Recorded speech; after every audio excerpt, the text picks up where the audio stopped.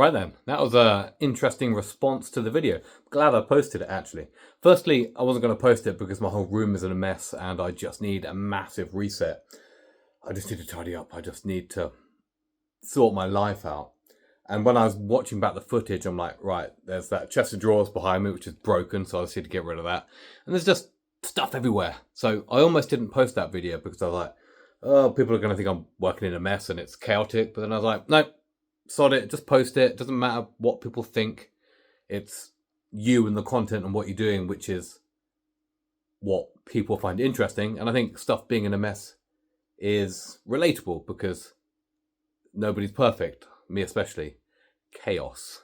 Somewhat organized chaos. So yeah, what a response to that video. So I'm pleased I did it because sometimes when you think you have good ideas, you're kind of repeating to yourself and trying to justify it to yourself. So yeah, I think that the general consensus was stick to what's working, do the cotton wicks in the smaller ones and maybe do bigger ones with wood wicks. So that's probably what I'm going to do. I think one of the main reasons for me trying to switch is the wax. So the wax I'm using at the minute, which I've had really good results with, is a double pour. So I've got to pour it once, set it, and then melt the wax and pour it again. So it's like twice the amount of work to make the candle. Granted, the top bit is like a small pour, but it still takes time, it takes effort, whereas with this other wax I've been using, it's just one set and it's beautiful every single time. It barely needs like a heat gun. So that's why I want to move after that, and I was getting really good results with the wood wicks, mostly, until sometimes they get a bit further down and then they struggle. But then some days they'll burn perfectly, so they're very sporadic in how they work, but they are working all the way down as long as you persevere. So I just wonder whether customers get to a certain point and go, oh, that's not working, we'll sack it off.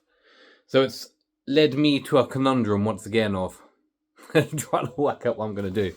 So I think I've now gone into testing mode. I wasn't going to do a lot today due to Boxing Day and just chilling out after lots of family stuff for the past couple of days.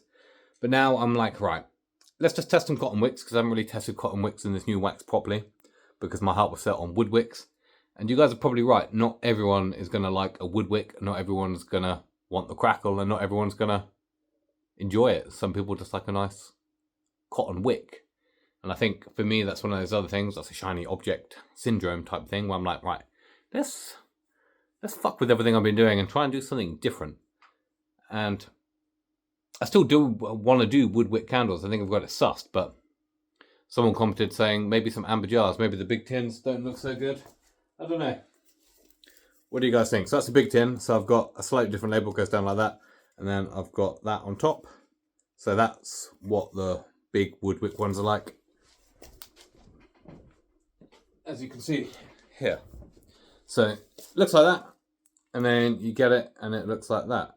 So I thought they looked quite cool. One comment said they don't look so cool. So what do the rest of you think? Or do people want a big candle? Do they want something that lasts forever? I mean, if they burn quicker, I'm going to sell more of them. So the same person that commented saying they don't look so good in them mentioned amber jars. I bought a load of amber jars and I was about to commit to doing wood wicks in these ones, which look really cool, and then as the flame goes, it makes a really cool looking candle. But these were going out of stock, so I've got 40 over there that I impulsively bought because I was like, right, these are going to be the next best thing. These are going to look wicked. I'll do a big wood wick version in an amber jar, and then they're going to be sweet. So they'll supplement my brand, and just, it'll be a bigger version because I've had people ask for a bigger version. So I know people want a bigger version. So going back to what I was saying, do people even want it? Yes, people have asked for it, but what to do now? That's the question. So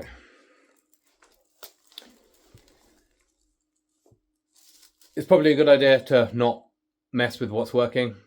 The tins are working, so keep on with that. I think I'll get my wax that I've moved on to now to work with it. I think that is the next logical step, because if I can do one pour, then it's done. I don't need to mess around with it, and it cleans up easier.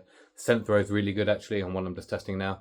That's going to be an eco wick. So normally what I've been doing is Stabilo wicks with the other paraffin blend. An eco wick seems to work quite well with this one at the minute. I've got some CL wicks which seem to be okay, but the eco wick seems to be doing a good doing its thing. Whereas I've really struggled to get eco wicks to work well. So interesting. It pays to have a lot of crap around if you want to test. It also doesn't, because it just means I've got a lot of stuff around. So yeah, I think we'll have a little think. Part of me gets carried away and wants to do more than maybe I've already, wants to do more than I'm actually already capable of doing. So how can I frame this? I couldn't keep up with what I'm doing during November and December because my candles are selling so well in just the normal tins. So the little ones, well, I say they're little, they're 250ml. So you get about 220, 240 grams of wax in there. So I couldn't keep up with selling them because I just couldn't keep up with the work. But if I've got a new wax, which I only have to do once, then it'll be quicker and easier. So maybe I just need to focus on getting them churned out at a decent rate and getting them fully in stock before I start thinking about doing something else. The only reason I wanted to do something else was because I can't get these because they're out of stock on the website where I buy them. So I've had to buy them from Alibaba in China, which will be coming soon, hopefully before the 13th of January, because that's when they come back in stock in there. So my plan was to do a big wholesale order, beat the ones I've got out of stock, and then start turning the candles out and doing it. So whilst I was waiting for that, I was going to do big candles, which led me to doing wood wicks and testing different things, and all of the things end up happening here. So a lot to digest there, a lot happening in the old little brain here. So yeah, all in all, well worth posting the video. I will keep you updated with what I'm going to be doing next. Don't break what's working seems to be the general theme, and I think that is sensible advice. So I'm glad I posted the video despite the mess. So next step, get scent throw to work with those, get them banging and perfect. Make sure they last long enough. I think they will. I think it's a really good wax. I think the scent throw is really good. And then just crack on with them, get them all back in stock. Hopefully my tins from China come soon. If they come early January, that'd be amazing. I can get back on stock with that, because at the minute I've got about 100 candles going in stock on Amazon, and it's just losing that momentum. And then my disbursements on Amazon are slowly reducing, so I'm slowly losing that cash flow. And then I've got a 500 quid, it's probably going to be £600 bill for Amazon advertising, which will come out of that. So it's not going to leave a lot of money. So, I mean, I've obviously saved some and I've stocked up and I've bought enough stuff. So it's, the funds are there to do it, but it's keeping that ball rolling. So the funds keep coming in so I can keep reinvesting and keep building the business. So yeah, a lot to think about now and a lot to test. So yeah, get the tins working and see what else I can do with wood wicks. I would like to do an amber jar. So I'm not 100% sold on this. I think it looks cool, but what I would need to charge for it would be about £28. So does it look like it's worth £28? I don't know.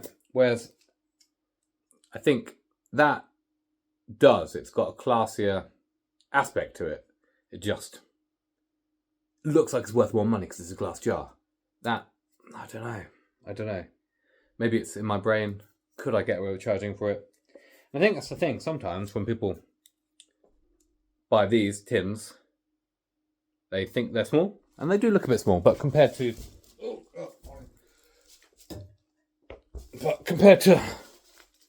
these are my old jars, compared to them, they look small, but probably there's not much difference in terms of how much wax goes in it. It's just obviously the glass is thicker, so it looks like you get more candle for your buck in there. So yeah, I was going to do some wood wicks in these. I was going to do some food related candles, as I've had a few things working well in the past, like apple and cinnamon, a maple pecan one I've been trying, gingerbread one. So I was thinking about moving the foodie related ones into the jars with wood wicks just to do something a bit different. And I think that could work quite well. So yeah, lots to think about, lots to test, and lots to ponder. Just when I think I've got it. But yeah, like I said, I'm glad I posted the video. I think I'll leave it there. So that's a quick little update for everyone that's commented on the last one. So thank you very much for commenting. I do appreciate your input.